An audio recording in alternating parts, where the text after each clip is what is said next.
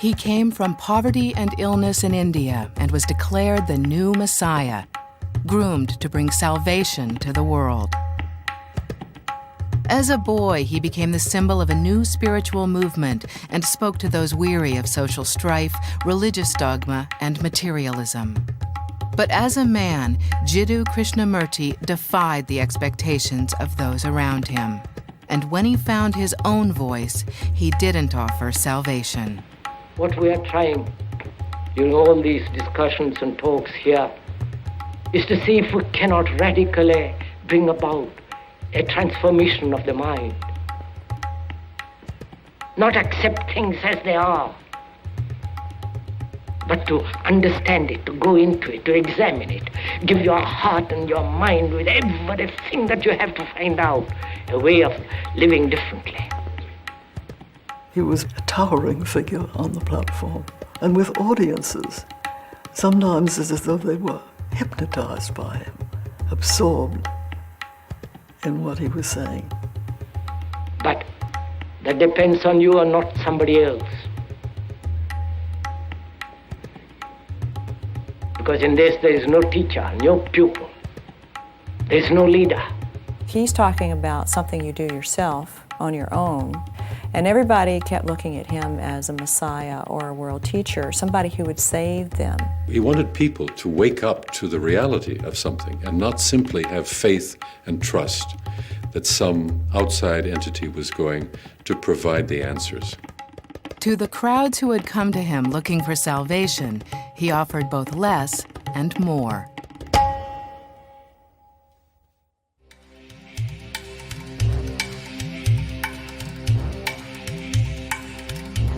The Adyar River winds its way through southern India. At the turn of the century, wildlife teemed its banks and small villages dotted its shores. One of the largest of these towns, named after the river itself, was where Jiddu Krishnamurti spent part of his childhood. His father had moved his family to Adyar after the death of Krishnamurti's mother. Here he found a small house to raise his 4 sons and work with a religious organization he had joined, the Theosophical Society. As a young boy, Krishnamurti played along the banks of the river in the shadow of the imposing Theosophical headquarters. The Theosophical Society, a spiritual movement founded by Westerners, promoted universal brotherhood and explored ancient religious traditions. They had selected Adyar as their home. For people who were brought up in the West, India becomes seen as a new Holy Land. For a spiritual seeker, India is sort of a gold mine. Theosophy was an attempt to bring an amalgam of the great religious, spiritual teachings of the world together and offer them in a palatable form. Who was interested in it? Everybody, almost, on some vague level. Secret wisdom is very attractive to most people, at least on a superficial level. It mainly attracted people, I think, who are willing to think outside the box, okay, to think unconventionally, definitely. Annie Besant, the president of the Theosophical Society, was particularly drawn to mystical elements of the movement. She and other theosophists became convinced that a Messiah, a world teacher, would come from the East, possibly from India, to lead humanity to enlightenment. Walking along the river in Adyar one day, Charles Leadbeater, a colleague of Besant's, happened upon a group of boys playing along the shore. One of these boys was 14-year-old Jiddu Krishnamurti. To the casual observer, nothing about the boy appeared remarkable. Leadbeater saw a scrawny, malnourished young boy who had crooked teeth, lice in his eyebrows, who was not very strong or healthy. He looked a typical South Indian Brahmin boy. Leadbeater was a controversial figure. He'd been brought up on charges of immoral conduct in England, and though he was never convicted, many theosophists doubted his character. Despite this, Annie Besant trusted and relied on Leadbeater, and she defended his innocence.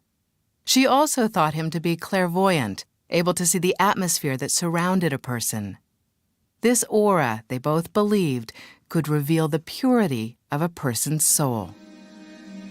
Mr. Leadbeater said that child has the purest aura. An aura that was very beautiful. Most innocent aura that he'd ever seen. This caused him to identify this boy as being someone extraordinary. That should be taken and nurtured. That's what started this whole story. From this brief encounter, Leadbeater declared Krishnamurti to be the one and told Theosophists to prepare for the coming of the Lord. Theosophists believed this unlikely 14-year-old would lead the world towards peace and spiritual salvation. And they thought themselves to be following in the path of religious tradition and prophecy, wherein the world teacher would once again be reincarnated, as he had been in the form of the Buddha, in the form of Jesus and Muhammad. Theosophists draw from many sources, but feel that the world teacher may well be a figure that will be independent of any one religion, will sort of combine and transcend them all. Besant and Leadbeater contacted Krishnamurti's widowed father and sought permission to move his son onto the grounds of the Theosophical headquarters. But the boy spoke no English and was terrified of foreigners.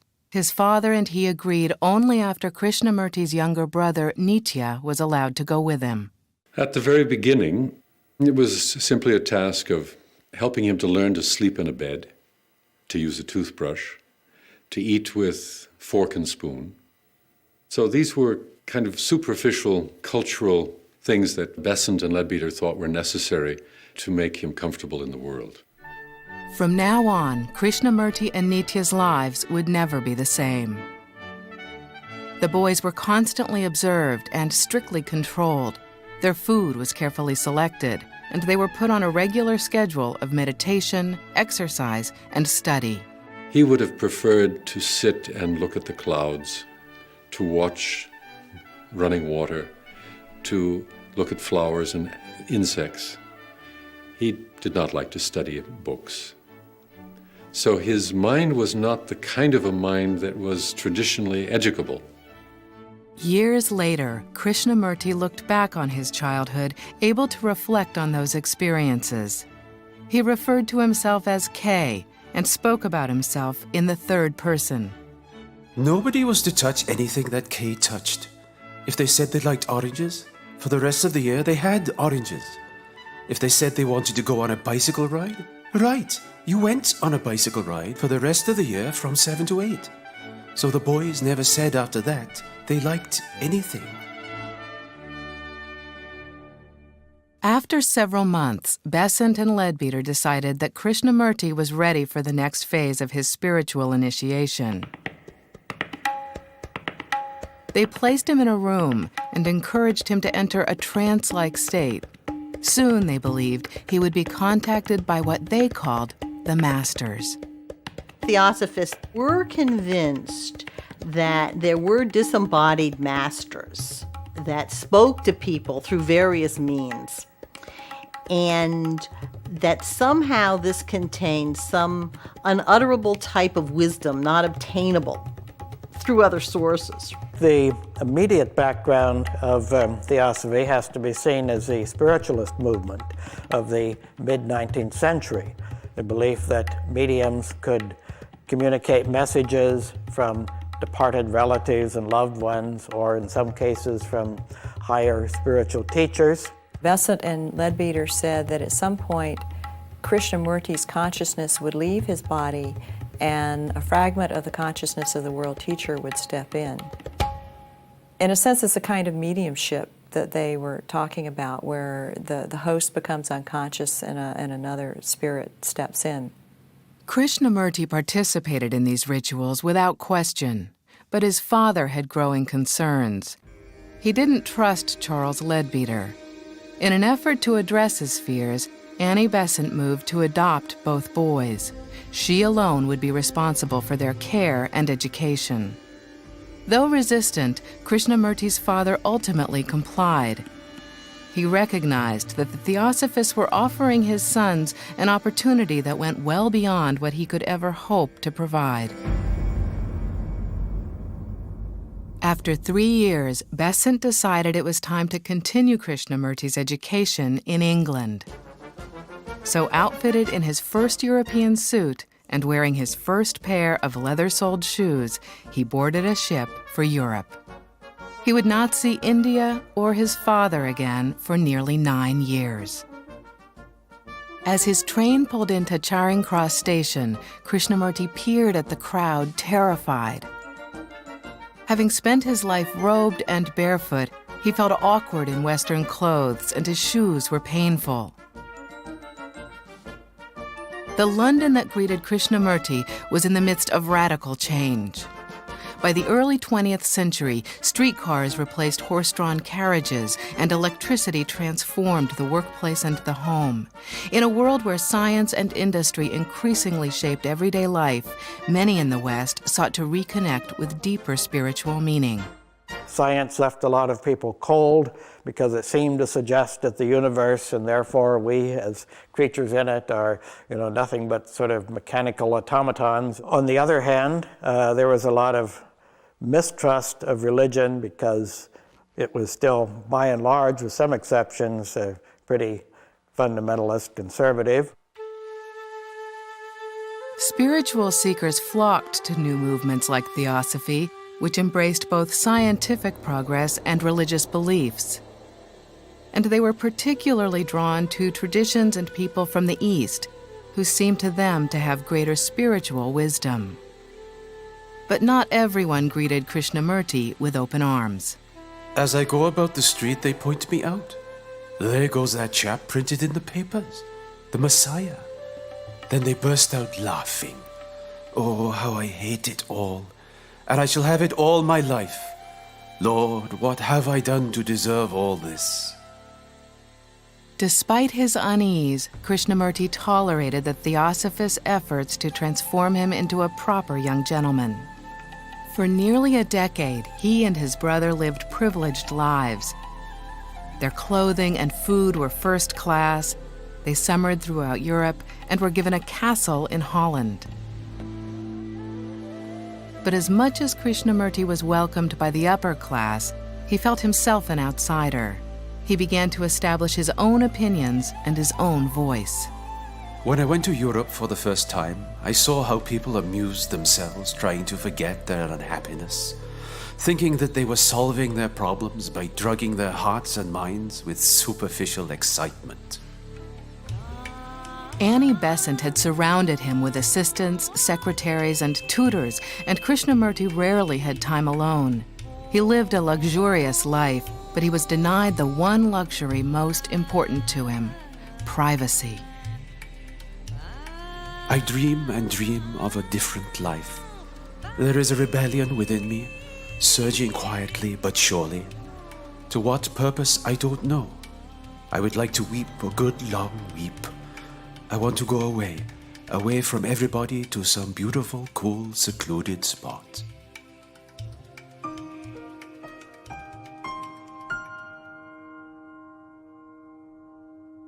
On a trip to the United States in 1922, he and his brother found that solitude. They were given a small house in the Ojai Valley of Southern California. Ojai was a special place where he could relax. He didn't have to dress up for the press. He picked oranges. He milked the cows, made cheese. He was very comfortable in Ojai. It was his home. He would glow with the delight of seeing clouds, the sky, trees. He loved trees. He loved nature and he loved this valley tremendously.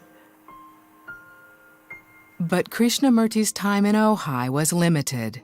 Theosophists expected him to participate in all their events and functions, where he delivered their message of a coming new civilization.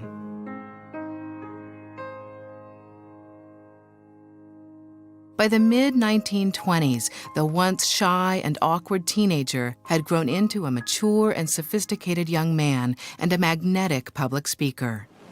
People throughout the world are seeking comfort, but not understanding. And as long as they seek comfort, they will never find spiritual comfort, because behind it there is no true understanding of life. He had a kind of vitalizing impact. It brought it an awful lot of attention in the media, some of it slightly supercilious. You know, I've seen articles from the 20s, Messiah in tennis shoes and that sort of thing, concerning Krishnamurti. But nonetheless, you know, they were talking about him, they were talking about the movement. A lot of people are looking for religion that suits what they want, so they listen to him. I don't think there was a huge amount of either ridicule or adulation. I think that he got a little of both, just like every other teacher. In order to help coordinate Krishnamurti's life, the Theosophists created a separate organization, the Order of the Star in the East. Members of the order were issued special badges and distinctive robes, and a magazine kept track of Krishnamurti's activities. Later, writing in the third person, he again looked back on this period of his life. They had put him at the head of an organization where he was literally worshipped, and he used to shrink from all that. He would tell everybody, "I'll do whatever you want." That used to be his favorite phrase. Still, Krishnamurti hid his dislike of all the pomp and ritual that surrounded him. He was devoted to Annie Besant and didn't want to disappoint her. He always spoke of Annie Besant with the greatest affection. He would say, Amma did this, and Amma said this. Amma, of course, being the Indian word for mother. So there was the greatest affection all his life. But through it all, his main source of support had been his brother, Nitya. Since their days as boys in Adyar, the two had rarely been apart.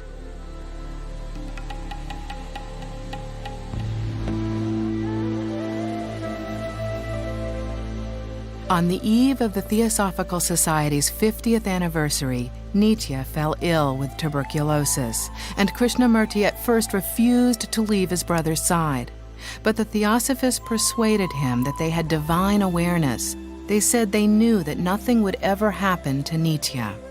So in late September 1925, Krishnamurti left for India. He took this trip to India, and the telegram arrived in the Suez Canal that the brother had died here in Ojai. That was, I think, the great tragedy in Krishnamurti's life. I think his brother was the closest human being to him.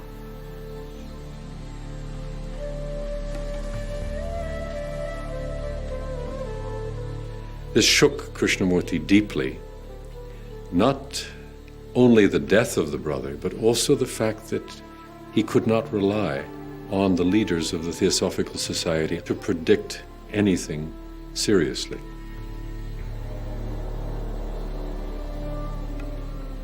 Between the Suez Canal and Bombay, Krishnamurti went through a deep transformation, which seemed to shake the very roots of his relationship with Theosophy. He felt he could not trust these authorities any longer. Not just particular people, but the effect of authority on the mind. And when he arrived, he was a different person.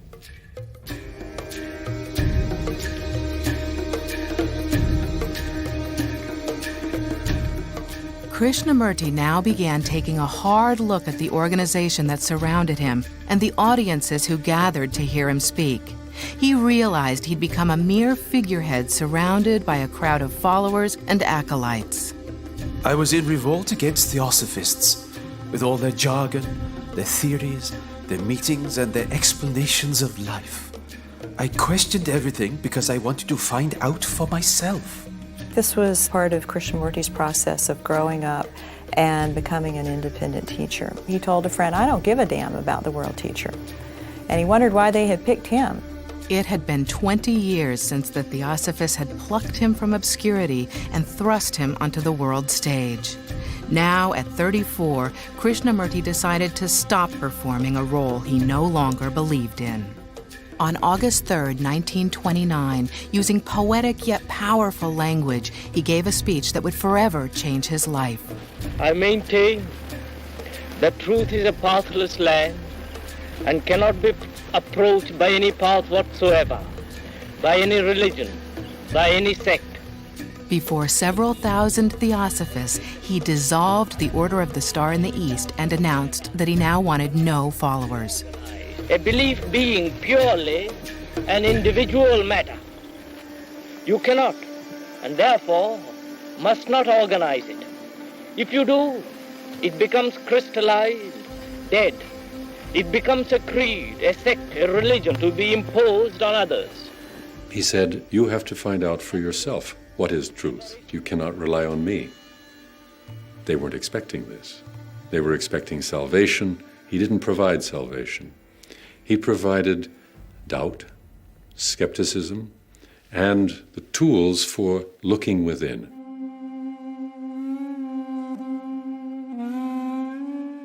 Theosophists were devastated. Everyone felt abandoned, lost without Krishnamurti's spiritual leadership. I've heard old-time theosophists from that time speak of how it was sort of like the waking up from a dream, you know, the destruction of something that had been very precious in your life and kind of floundering around, you know, where do we go from here? Although his future was now uncertain, Krishnamurti stood firm. He walked away from his life of privilege, returned to the estates, and retreated to his small house in California. Since the age of 14, his days had been organized and scheduled by the theosophists. Now, for the first time in his adult life, Krishnamurti was free to make his own choices. And he made it clear that he was not the world teacher, not the Messiah. Still, thousands came to hear him speak. He taught some things that were uncomfortable for the theosophists. He said that the whole emphasis on reincarnation was misguided and irrelevant. The whole business of masters is truly irrelevant from his perspective. He now stressed that it was his message that was important and that he, as the messenger, was irrelevant. He took the skills he had learned as an orator with the theosophists and applied them to his own message. And for more than 50 years, Krishnamurti traveled the world, encouraging his audiences to abandon religious dogma and find their own answers. A religious life implies being a light to yourself, which means no outside authority, no spiritual authority, including me. People asked him, what should I believe? How should I behave? And he mirrored that back by saying, what do you see? He was saying the enlightenment is for you to discover, not for me to give to you. From the 1960s on, Krishnamurti devoted much of his time and energy to the creation of schools around the world that stress spiritual and creative exploration, as well as intellectual growth. He founded a school in which the main object, they claim, is to have people think for themselves. Well, you can't give a greater gift than that to the whole process of education. The educator is the greatest individual on earth because he's bringing up children for the future. Therefore, they are much more important than the politicians, than the religious leaders and priests and the business people and all the rest of it. It's a sacred profession. In 1986, at the age of 90, Jiddu Krishnamurti died at his home in Ojai. He left behind more than 40 volumes of his writings, thousands of hours of audio and video recordings, as well as foundations and schools that help protect and spread his message. I would have to say that his legacy, at least among ordinary people, is rather slight. Now, that doesn't mean that he isn't important in more subtle ways. All of the great prophets had something to give to the world. They all had wisdom, and of course it's up to the world to listen to what they have to say. Once when asked, what are you leaving behind, Krishnamurti said, you can burn the books, you can destroy the tapes. If there are not people who have understood what I have been talking about, then there is nothing. In this, there is no teacher, no pupil. There is no leader. There is no guru. There is no master, no savior. You yourself are the teacher and the pupil. You are the master, you are the guru, you are the leader. You are everything.